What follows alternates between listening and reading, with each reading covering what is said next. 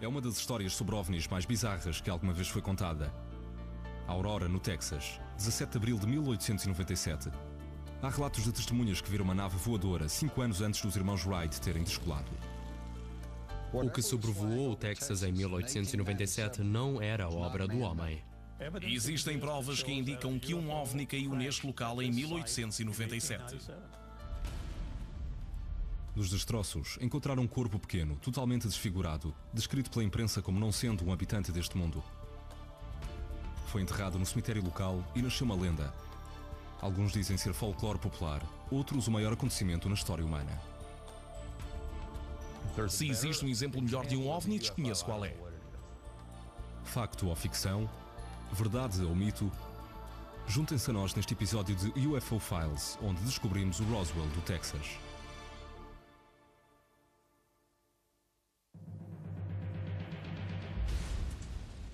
O incidente de Roswell em 1947 pode ter sido a história sobre a queda de um OVNI mais famosa de todos os tempos. Mas terá sido a primeira? A 17 de abril de 1897, foi detectado um misterioso objeto voador sobre o subúrbio de Aurora, em Fort Worth, no Texas, em rota de colisão com a casa de um juiz local. A história do acidente de Aurora é muito simples e direta. De acordo com os relatos da imprensa da altura, na manhã de 17 de abril de 1897, um grande objeto prateado em forma de charuto que voava cada vez mais perto do solo embateu numa torre na casa do juiz Proctor, explodiu e os destroços espalharam-se por todo o lado. 2 dias mais tarde, a 19 de abril de 1897, o Dallas Morning News anunciava: cerca das 6 horas da manhã, os madrugadores de Aurora ficaram admirados com a súbita aparição da nave, que tem vindo a atravessar o céu do país. Viajava em direção a norte e muito mais próxima da Terra do que alguma vez fora vista.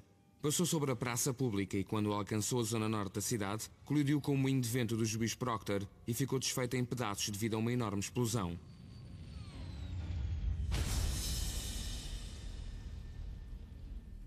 Os destroços ficaram espalhados sobre vários hectares de terreno. Foram destruídos o moinho, o reservatório de água e o jardim de flores do juiz.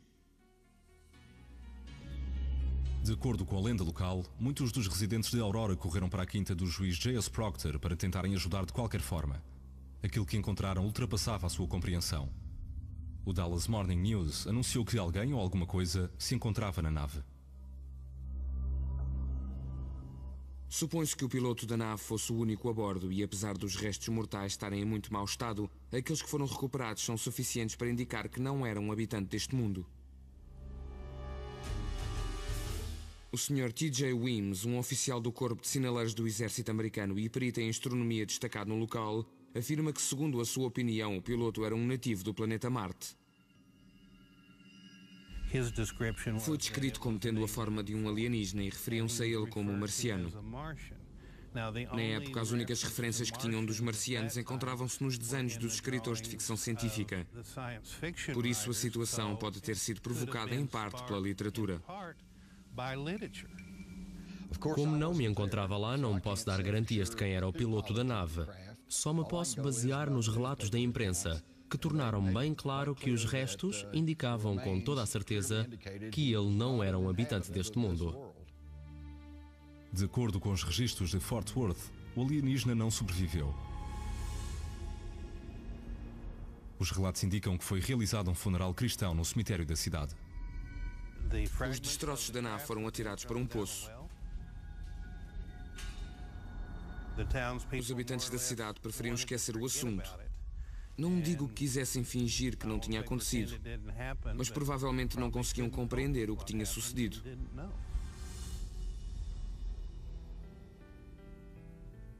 Foi colocada uma pequena pedra sobre o lote de terreno para identificar o túmulo do piloto da nave.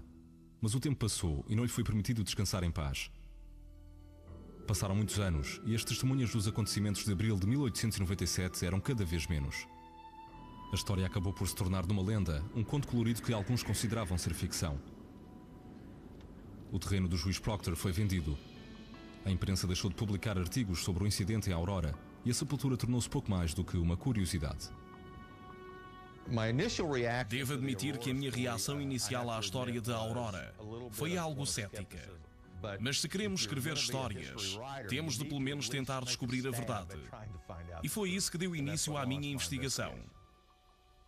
Mas quando comecei a investigar, descobri que a história ia muito mais para além do incidente em Aurora.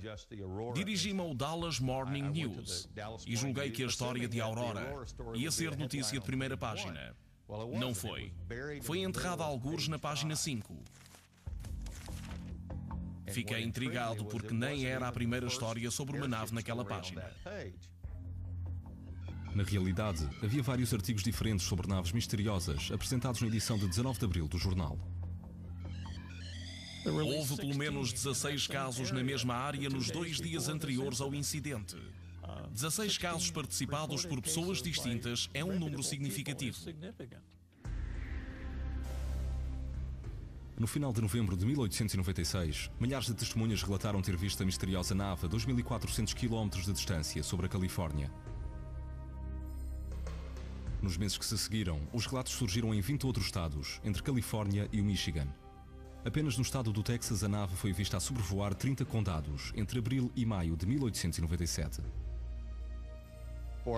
Durante aqueles 2 meses em 1897, houve centenas de texanos que viram algo no céu à noite a sobrevoar o Texas.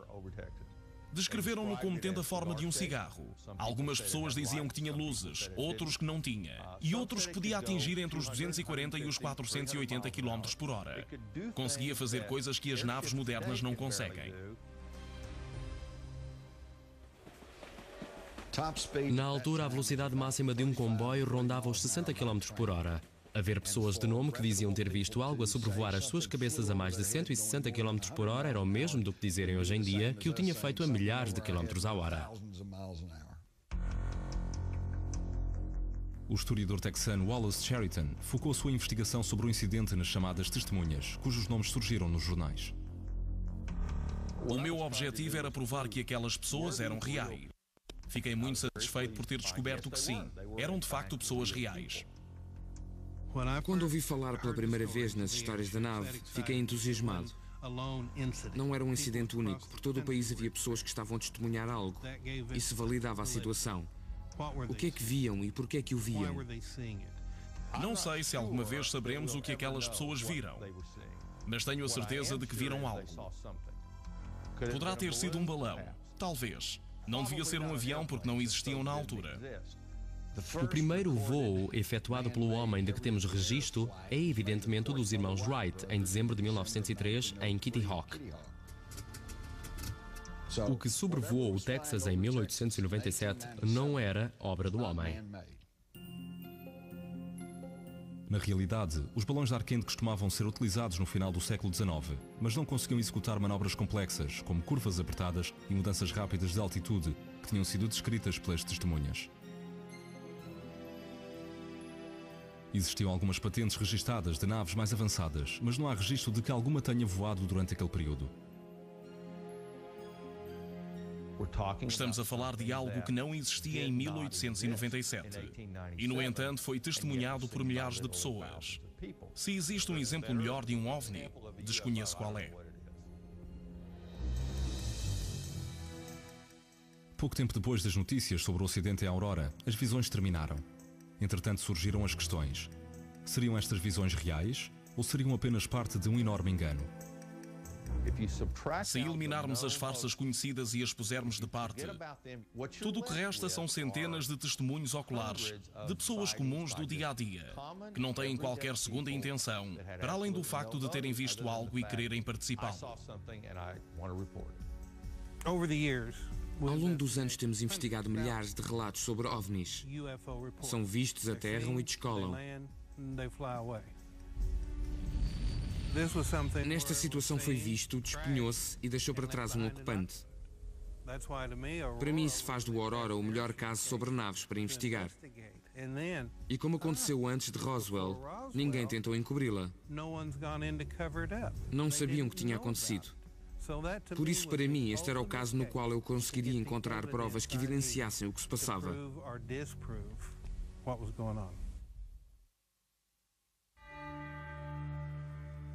Aurora, Texas, 1897, 50 anos antes de Roswell.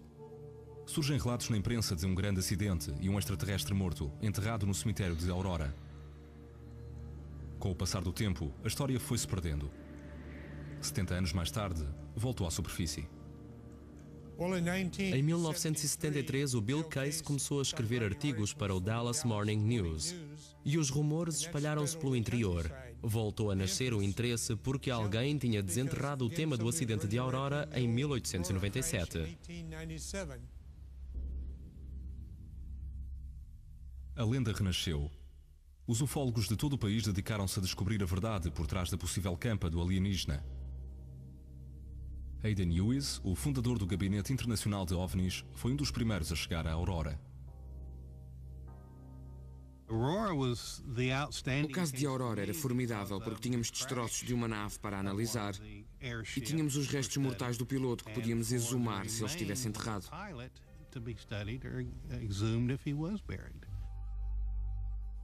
A Aurora tinha uma diferença. Havia um corpo, um suposto corpo alienígena. Existem muito poucos corpos recuperáveis associados a OVNIs e nenhum pode fornecer tanta informação como o caso de Aurora.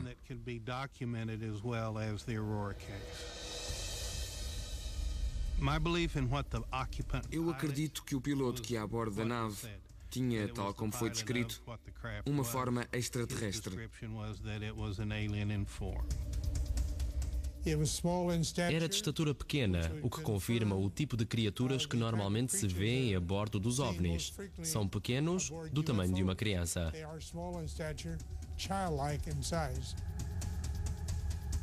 O corpo, o local do acidente, os destroços da nave.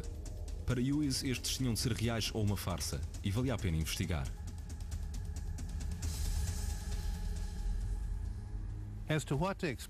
Quando chegamos à Aurora pela primeira vez, fiquei surpreendido porque não era tão grande como eu tinha imaginado. Quando chegamos à cidade, não a vimos. Atravessámo-la sem dar por isso. Vimos o cemitério e o monte. O moinho era para um lado, do outro havia algumas casas, ou talvez lojas. E era apenas isso. Uma outra surpresa foi a forma como Hughes foi recebido pelos residentes de Aurora. Parecia que não tinham qualquer interesse em resolver o mistério. Quando falávamos com as pessoas, tanto podiam ser receptivas como não. Umas vezes podíamos entrar no cemitério, outras barravam-nos o caminho e não podíamos entrar. O ambiente emocional da cidade indicou-me que eles não queriam ter qualquer tipo de envolvimento. Passei de um estado de grande entusiasmo devido ao que poderíamos encontrar a uma grande frustração, porque parecia que a cidade estava contra nós desde o início. Entretanto, Hughes e os outros ufólogos que investigaram o caso de Aurora encontraram algo, testemunhos pessoais sobre o acidente. As testemunhas estavam longe de ser perfeitas. Em alguns casos as memórias eram fracas, noutros incompletas, e as testemunhas tinham perto de 80 anos. O ufólogo Jim Mears foi um dos primeiros a entrevistar os residentes. Em 1973, entrevistei 3 pessoas que tinham sobrevivido. Uma, Robbie Hansen, afirmava que tinha sido uma farsa, mas não tinha testemunhado diretamente o sucedido, logo não tinha conhecimento direto. O pai ouvira falar na história. Riu-se, porque achou que era uma farsa, e ela tinha memorizado isso. Mas, entretanto, Mars encontrou 2 testemunhas que contradiziam Hansen e relataram experiências em primeira mão do acidente. Esta é a Mary Evans, que se lembrava de que algo se tinha despenhado. Os pais foram ver os destroços, mas não a deixaram ir. É como uma testemunha indireta que nos diz o que aconteceu. Temos também Charlie Stevens, que na altura tinha 10 anos e estava nas suas tarefas diárias, e afirma ter visto o objeto a sobrevoá-lo, com um rastro de fumo e que parecia estar com problemas.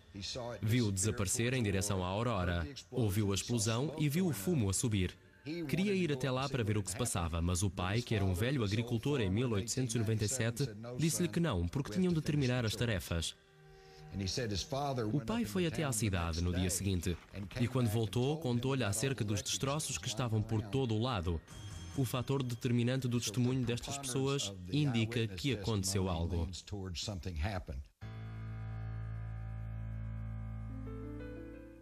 Para além dos relatos das testemunhas, os investigadores encontraram um homem que trouxe um novo caráter à investigação. Brawley Oates, residente em Aurora, sofria de um caso grave de artrite reumatoide e acreditava que o seu estado de saúde estava de alguma forma relacionado com a lenda de Aurora. Brawley Oates vivia no local do acidente. Creio que se mudou em 1945. Quando ali chegou, mandou limpar o poço porque tinha muitos pedaços de metal e destroços, e ele precisava de o usar para retirar água. Oates acreditava que a água do poço que ele e a família beberam durante 12 anos tinha afetado a saúde deles de forma drástica. Aliás, ele sofria de um dos piores casos de artrite nas mãos que alguma vez se teve conhecimento.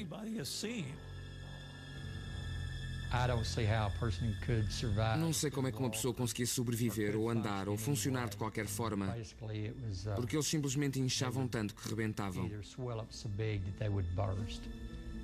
Chegavam a ficar com altos maiores do que bolas de golfe nos dedos. Oates acreditava que a causa estava na água do poço que bebiam. Era isso que ele dizia. Brawley Oates disse-me que era devido à radiação do poço para onde as pessoas tinham atirado os pedaços da nave de Aurora.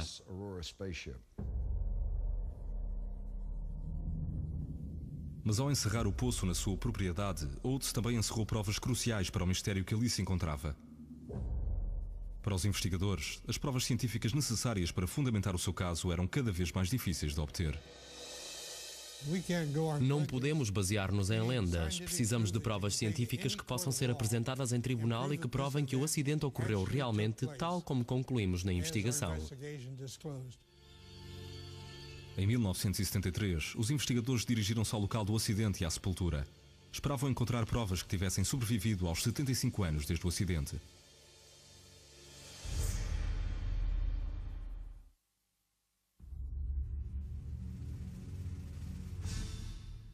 Na investigação de 1973, os pesquisadores encontraram testemunhas que identificavam a queda de uma nave em abril de 1897. Também surgiram relatos de um alienígena enterrado no cemitério local. Mas para além dos testemunhos pessoais, os ufólogos perceberam que precisavam de provas científicas. Tinham esperança em encontrar destroços do acidente no terreno anteriormente detido pelo juiz J.S. Proctor. Ninguém sabe o que aconteceu ao metal. Eu acho que o mais provável é que a maioria do material tenha sido removido e o que ficou para trás foi atirado ao poço. Encontrar o poço foi fácil, mas os investigadores depararam-se com um problema. O poço foi enterrado alguns anos antes pelo novo proprietário da terra, Brawley Oates. Ele colocou uma placa enorme de betão de 2,5 metros por 2,5 metros sobre o poço. Retirar a placa iria ser uma tarefa muito difícil. Desmotivados, os investigadores tentaram encontrar pistas noutras áreas da propriedade. Deram voltas ao terreno e quando o detector dava sinal, escavavam e encontravam destroços. Algumas das coisas que encontraram eram objetos normais, num terreno com alguns anos que tivesse sido cultivado. Pregos, cavilhas e muitos outros objetos identificados foram encontrados no local do acidente, mas acabaram por descobrir algo que lhes chamou a atenção. Um dos membros do Corpo de Cristo do Texas encontrou um pedaço que parecia ser importante e que foi mandado para ser analisado por John Shushford. Isto foi testado 2 vezes em 1973. Logo após o terem desenterrado, foi-me entregue e ele veio para um laboratório aeroespacial. O laboratório era habitualmente utilizado para determinar as falhas das naves e dos equipamentos. Tinham o equipamento mais moderno que existia. Foram eles que fizeram a primeira análise e que determinaram a estranha natureza do objeto. A análise demonstrou que se encontrava ali há muito tempo. Quando cortámos o metal, constatámos que tinha 95% de alumínio puro e 5% de ferro. 5% de ferro numa solução de alumínio não é comum. Não é assim que se mistura. Normalmente é menos de 1%. E onde há ferro, geralmente há zinco e outros materiais. Neste caso não havia nada. Apesar do laboratório aeroespacial que inicialmente testou a amostra ter pedido anonimato para este programa, Schussler também verificou os resultados no laboratório Nestes em Houston, no Texas. Segundo Schussler, ambos os laboratórios chegaram à mesma conclusão. Intrigado, pediu aos laboratórios que continuassem os testes sobre a amostra para aprofundar conhecimentos sobre a sua origem.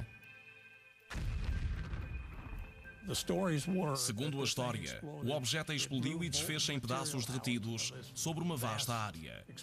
Onde embateram noutros objetos, secaram e acabaram por arrefecer. A análise estrutural do material indica que arrefeceu no solo depois de ter sido derretido no ar. A estrutura do material adequava-se perfeitamente à história. Teria Schussler descoberto o barril de pólvora do acidente de Aurora? O material que foi encontrado e analisado em 1973 não podia ter sido criado na altura naquela quinta na cidade de Aurora, nem em qualquer local próximo. Teria de vir de algum laboratório sofisticado que utilizasse técnicas de refinamento ultrapuras.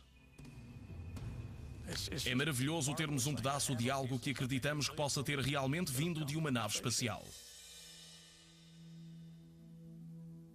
Os jornais foram rápidos a publicar artigos sobre as novas investigações acerca da queda da nave e, consequentemente, a veracidade das notícias foi afetada. Esse foi o caso de uma outra amostra enviada ao Dr. Tom Gray, agora professor catedrático na Universidade do Estado do Kansas. Um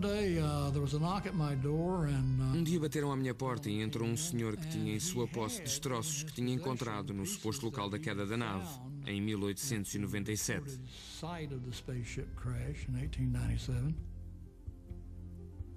O colega do Dr. Gray pediu-lhe que analisasse a amostra de forma a descobrir se era um pedaço da nave de Aurora.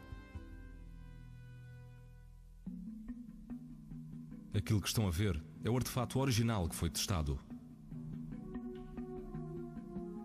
Mostrei este pedaço ao meu sogro alguns dias depois de o ter analisado. E a primeira coisa que ele me perguntou foi onde é que eu tinha encontrado aquele propulsor de uma bomba de água. Aí fiquei com a certeza de que não tinha vindo de uma nave espacial. Assim que descobriu a origem vulgar da primeira amostra, o Dr. Gray começou a testar outros 2 pedaços de metal. Ao reparar que eram maioritariamente constituídos de ferro, descobriu algo incomum. Quando quis verificar as propriedades magnéticas, expus os destroços a um ímã. Não houve qualquer tipo de interação com o ímã. Pareceu-me muito interessante. Perplexo, o Dr. Gray tentou encontrar um metalúrgico habilitado para obter uma segunda opinião sobre o seu enigmático achado. Descobri que as ligas de ferro e zinco podem ser magnéticas ou não, o que depende da forma como arrefecem. O Dr. Gray revelou a sua história, juntamente com as suas conclusões, ao jornal da escola. No dia seguinte, quando o artigo foi publicado no jornal da universidade, o cabeçalho dizia apenas que um físico tinha encontrado ferro não magnético no local do acidente com a nave em Aurora. Não mencionaram nada sobre o facto de eu ter falado com um metalúrgico para descobrir quais eram as propriedades. E claro que a partir daí começaram a surgir rumores. Como resultado, o Dr. Gray, os seus achados e os destroços da nave de Aurora passaram a fazer parte da lenda. Mas esta parte da saga foi mal apresentada. Por vezes os jornais só se interessam em publicar aquilo que veem como sendo notícia. Isso não corresponde necessariamente à verdadeira notícia. A verdade é que aqueles materiais faziam parte do tipo de coisas que esperaríamos encontrar numa quinta em Aurora, no Texas. Tendo recolhido todas as provas que encontraram no local do acidente, os investigadores viraram a sua atenção para o cemitério de Aurora. As pessoas diziam que havia um corpo que tinha sido expelido da nave e que estava em muito mau estado. Havia informações de que tinham realizado um funeral cristão no cemitério local.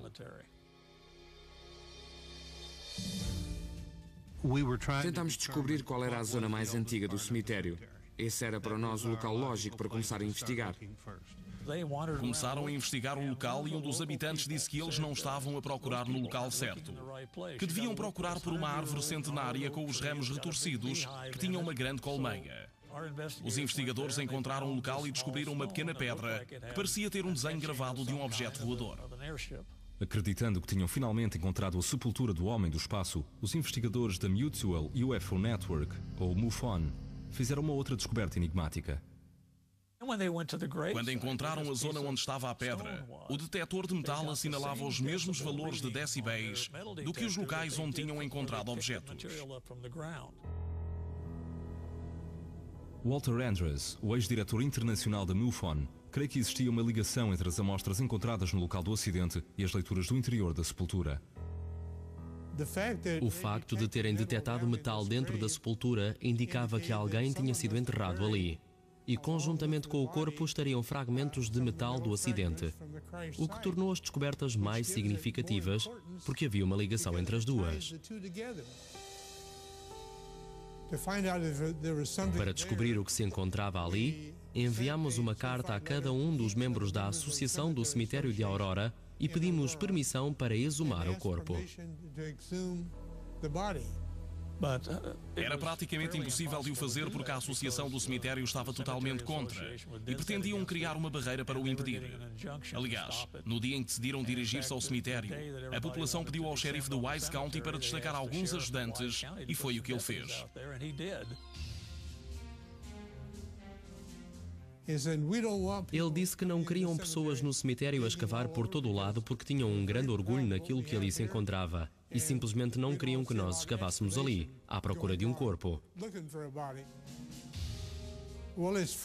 É frustrante, porque se o encontrássemos, seria uma das descobertas mais importantes que iria trazer conclusões para a investigação se achássemos um corpo extraterrestre. Ao fim de 2 semanas, as patrulhas terminaram e os investigadores da MUFON depararam-se com um golpe esmagador nas suas pesquisas. Quando conseguimos voltar ao local da sepultura, a marca tinha desaparecido. Não sabemos quem atirou nem como. Surgiu então um outro obstáculo. Alguém tinha enterrado ali um cano com um diâmetro de 70 milímetros e aparentemente tinha puxado o metal pelo cano. Um dos nossos investigadores da MUFON verificou o local e não encontrou vestígios de metal com o detector. Aquilo que poderia servir de base para legitimar o mistério de OVNI de Aurora desaparecera.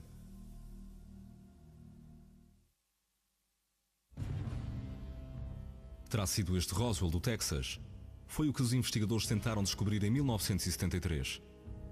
Mas tal como a história de Roswell em 1947, a lenda de Aurora no Texas foi acrescentada e o enredo tornou-se mais complexo com o passar do tempo.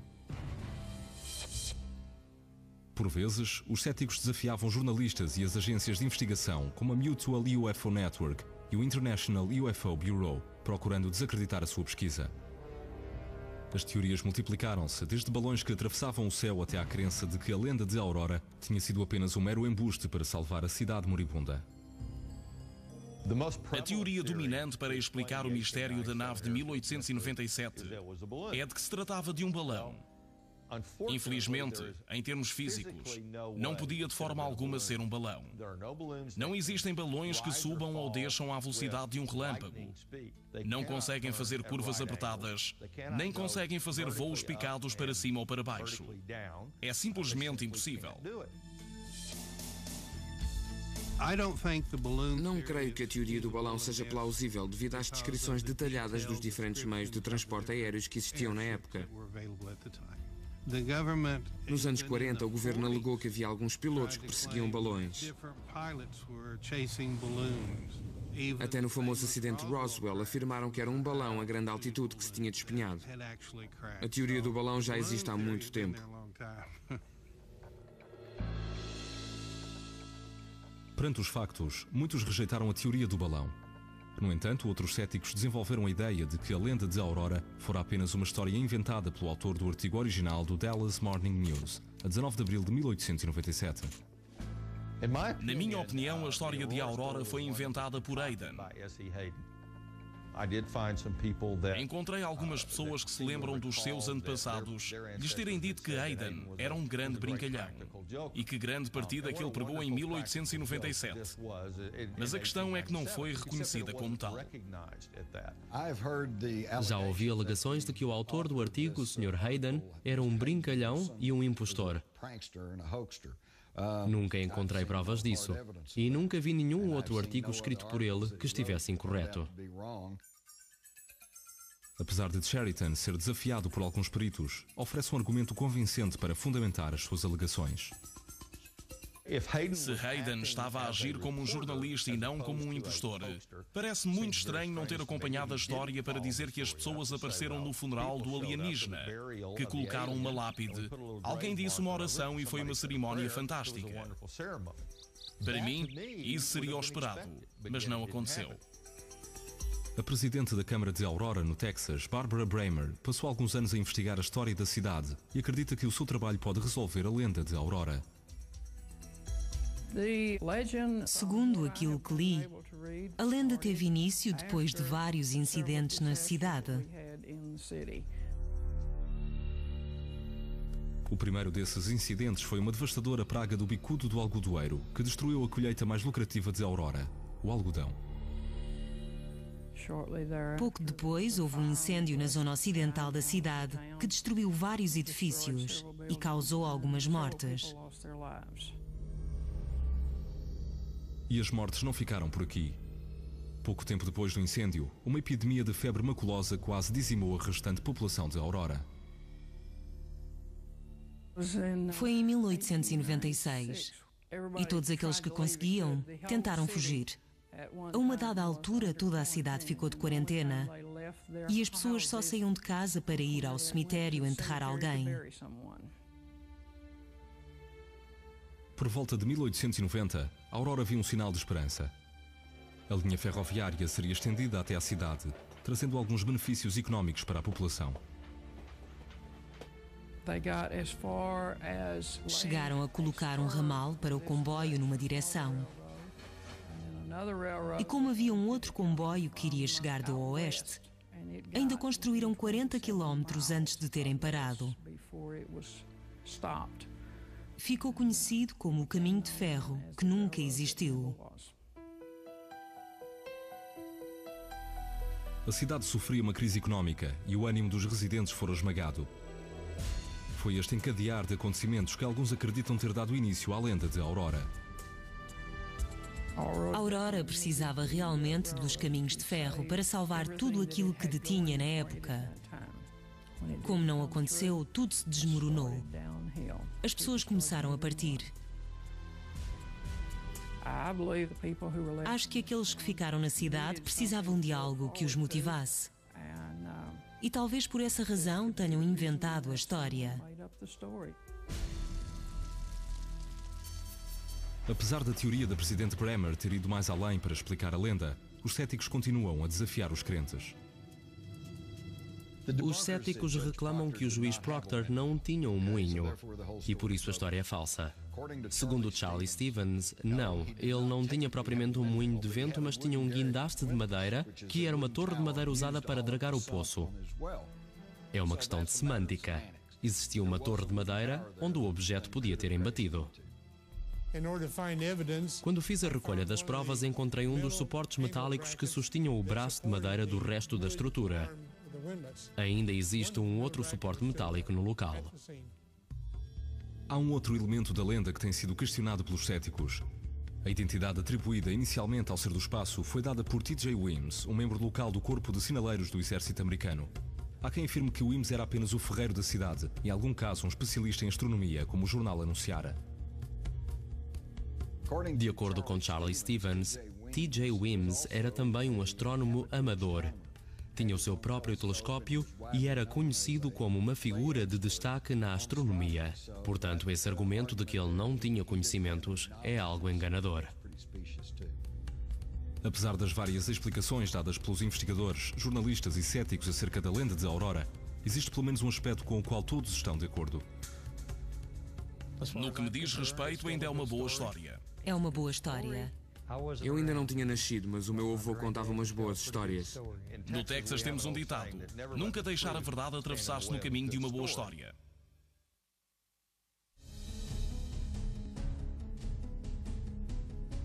Já passou mais de um século desde que a vida calma de Aurora, no Texas, foi alegadamente destruída pela queda de um misterioso objeto voador.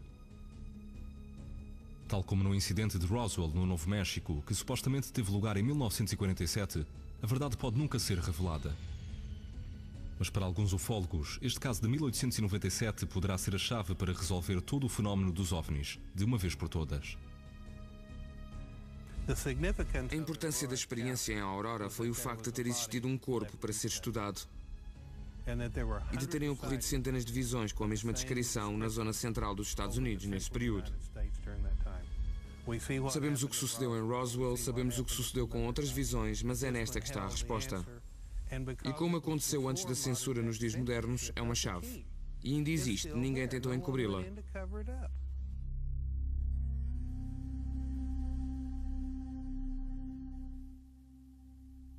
Apesar da cidade anteriormente vigorosa ostentar 3.000 habitantes, atualmente residem nela cerca de 400 pessoas. A cidade reduziu o seu tamanho, mas a controvérsia em redor do seu mais famoso visitante não parou de crescer. Em último caso, o conto da queda do misterioso objeto voador acabou por dividir a Aurora, separando os crentes dos céticos. O único motivo que torna a Aurora famosa é a lenda. É aquilo que mais tempo tem sobrevivido. Algumas pessoas pensam que é apenas uma piada. Não acreditam que tenha realmente acontecido. E riem-se porque dizem que não passa de uma farsa. Estamos a tratar de crenças. Apercebi-me disso quando comecei a investigar na pequena cidade de Aurora. Metade das pessoas dizia que era apenas uma enorme farsa, a outra metade dizia que realmente acontecera. Tive a sensação de que eles pensavam que as pessoas se estavam a rir da vila de Aurora, apesar dos atuais residentes não terem qualquer relação com o mistério do objeto voador. Sempre achei que isto é algo que eles não pretendem aceitar. Apesar da dúvida da população em relação à famosa lenda, em 1976 foi colocada uma placa no cemitério, junto aos alegados restos mortais do alienígena.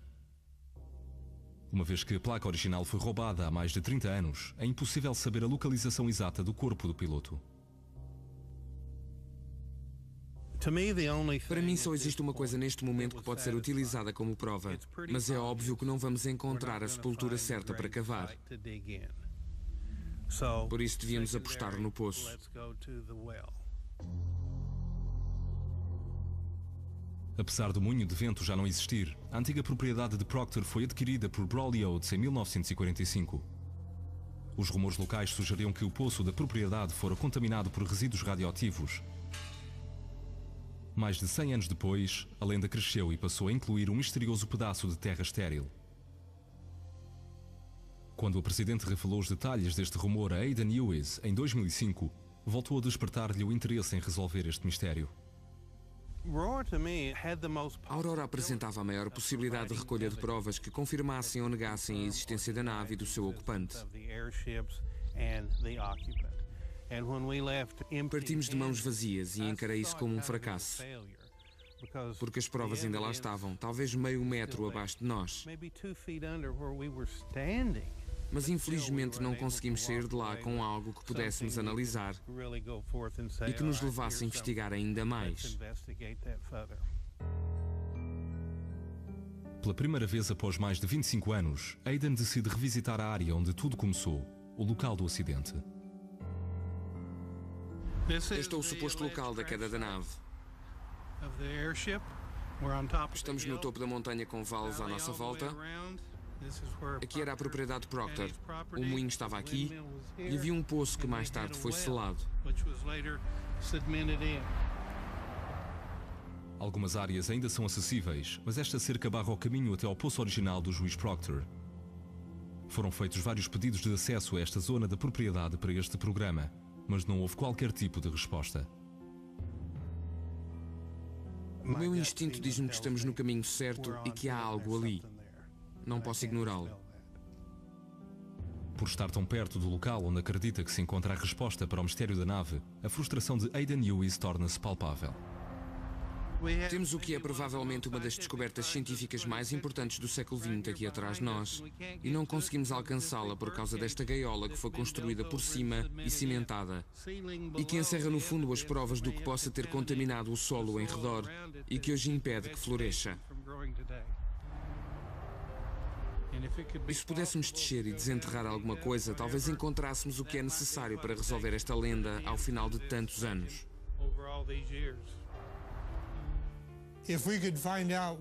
Se pudéssemos descobrir o que está dentro do poço, saberíamos se existe ali radiação ou até mesmo destroços do acidente. Quando a nave se despenhou e explodiu, podem ter caído destroços dentro do poço. A maioria das pessoas procura apenas a superfície e não perdem tempo a aprofundar as descobertas. É interessante que estejamos no local onde tudo começou. No local exato. Já passou muito tempo e já nasceram e desapareceram muitas histórias. Até conseguirmos passar para o outro lado e até obtermos boas amostras de solo e descermos ao poço, a história vai continuar no mesmo caminho, de pessoa para pessoa, sempre a crescer. Se a lenda do acidente da nave em 1897 for uma farsa, então S.A. Aidan, o homem que escreveu o artigo original, conseguiu pregar uma incrível partida a todos.